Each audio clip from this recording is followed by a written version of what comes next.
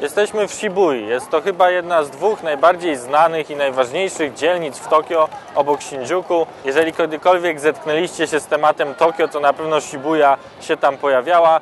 Shibuya jest na tyle duża, że obok przewodników 100 rzeczy do zrobienia w Tokio czy w Japonii mamy też przewodniki 100 rzeczy do zrobienia w samej Shibui. Podejdziemy sobie teraz do bardzo znanego miejsca w Tokio. Ten mały pomnik pieska, który tutaj się znajduje, to się nazywa pies Hachiko. Tutaj w tym punkcie pies czekał na swojego zmarłego pana przez ileś tam lat po jego śmierci. My bardzo podobną rzecz mamy w Krakowie, niedaleko Wawelu, bo też jest tam taki mały pomnik pieska wiernego. Dzisiaj właśnie to miejsce Hachiko jest jednym z najpopularniejszych miejsc spotkań w Tokio. Jak widzicie, tutaj jest strasznie dużo ludzi dookoła, którzy na kogoś czekają, ponieważ to jest tak jak w Krakowie umawiali się ludzie pod Empikiem, zanim Empik zamknęli na rynku. Tutaj dookoła strasznie dużo się dzieje w ogóle. Co jakiś czas na przykład widzimy tutaj w tej okolicy kogoś z napisem Free Hugs na karteczce i on chce nas przytulić. To jest bardzo przyjemna okolica. No i przed nami jest Shibuya Crossing, czyli takie najbardziej znane chyba w Tokio przejście dla pieszych i skrzyżowanie. To jest strasznie dużo ludzi tutaj zawsze jest. No i to jest taki widok, który podświadomie pojawia się nam przed oczami, kiedy myślimy o Tokio, ponieważ to jest bardzo znane ze wszystkich albumów fotograficznych, pocztówek, w ogóle zdjęć z tego miasta. No to jest taki bardzo charakterystyczny widok ze wszystkimi tymi reklamami. Tutaj w ogóle to jest, jak się tutaj wychodzi pierwszy raz w życiu, to naprawdę mózg eksploduje od tego, ile tutaj się dzieje dookoła.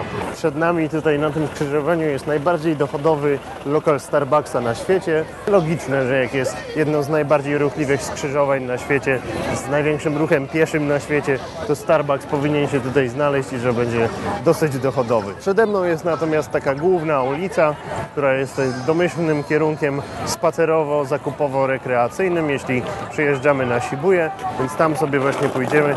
Idziemy za światłem neonów. Shibuya jest generalnie dzielnicą dość młodzieżową, co tutaj myślę, że już widzicie. Jest to dzielnica zwłaszcza modowa, tutaj tak naprawdę szczególnie taka kobieca, powiedzmy nastoletnia moda dla młodych lasek tutaj kwitnie.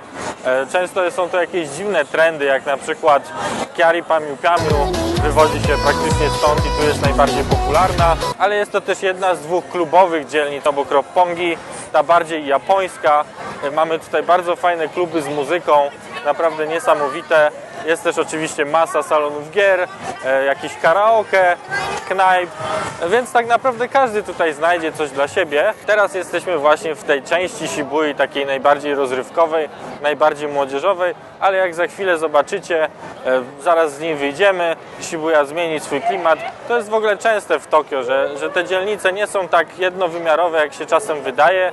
Na pewno nie ma tutaj za bardzo sklepów dla nerdów, to znaczy z jakimiś figurkami, mangami, anime i innymi takimi rzeczami. Znaczy pewnie by się znalazło, bo jak to jest tak gęsto, że tutaj pewnie wszystko jest, ale nie jest to jakby tematyka tej okolicy na pewno. W Shibui nie mogło zabraknąć też przedstawiciela znanej sieci sklepów Don Quijote, czyli potocznie zwanych Donki. To są takie sklepy po prostu z pierdołami ze wszystkim.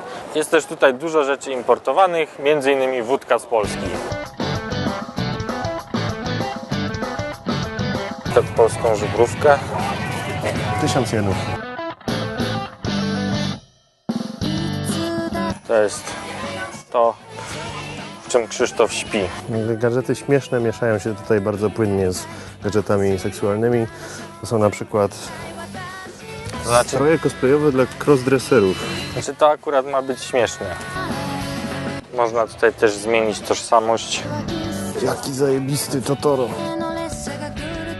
To są akcesoria erotyczne, żeby dzieci nie widziały, to górą jest.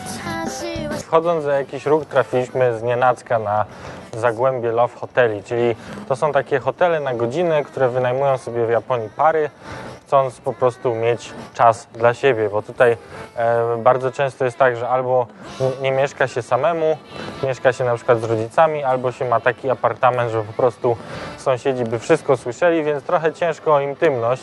I właśnie z tego powodu powstały takie hotele, wynajem pokoi na godziny za jakąś tam sumę mniejszą lub większą jenów.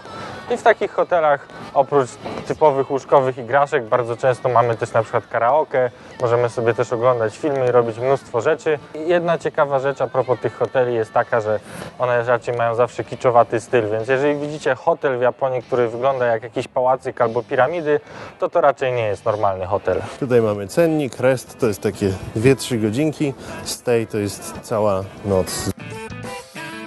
Mamy też na Shibui dużo salonów gier, przy czym są to salony gier trochę w większości o innym profilu niż na przykład te na Akihabarze, bo na Akihabarze to są takie dla nerdów, dla hardkorowców, natomiast to za mną to jest taki przykład salonu gier randkowo-dziewczęcego, gdzie dużo dziewczyn przychodzi, robią sobie zdjęcia, grają w jakieś lajtowe gierki, przynajmniej na dole, bo na górze dzieją się różne mroczne rzeczy, o których też opowiemy w innym materiale. To też nie jest tak, że wszyscy Japończycy tutaj przychodzą, czy wszyscy Tokijczycy zajawiają się tym, co tutaj jest, bo na przykład duża część naszych znajomych z Japonii w ogóle nie lubi przyjeżdżać w te takie głośne miejsca w Tokio, bo dla nich tu jest za dużo hałasu, za dużo mrugających świateł i tak dalej.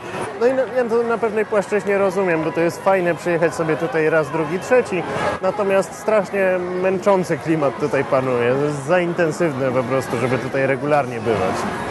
Zbliżamy się do Shibuya 109, czyli po japońsku Shibuya Ichimaru-Q.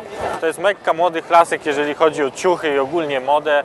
Nie będziemy tam wchodzić, bo jesteśmy facetami, więc czulibyśmy się co najmniej dziwnie. Jeżeli jednak jesteś dziewczyną, to musisz odwiedzić to miejsce w Shibui. Niekoniecznie będzie to styl dla Ciebie, bo tutaj mamy raczej młodzieżowe ciuchy i takie dość specyficzne, ale jest to na pewno warte zobaczenia. Generalnie w Japonii mało ludzi chodzi na taki nasz zachodnio rozumiany clubbing. Tutaj Shibuya jest jednym z tak naprawdę 2 miejsc w całym Tokio, które są takimi zagłębiami klubowymi, co jak na 30 milionów ludzi nie jest jakąś oszałamiającą liczbą, więc raczej Japończycy, jeśli chodzą gdzieś pić na całą noc, to jest raczej posiadówa albo karaoke niż kluby.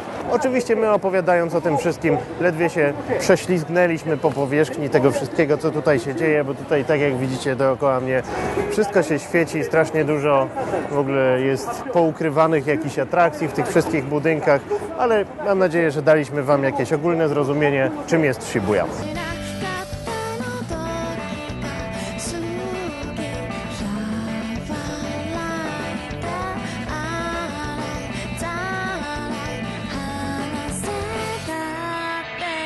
My boy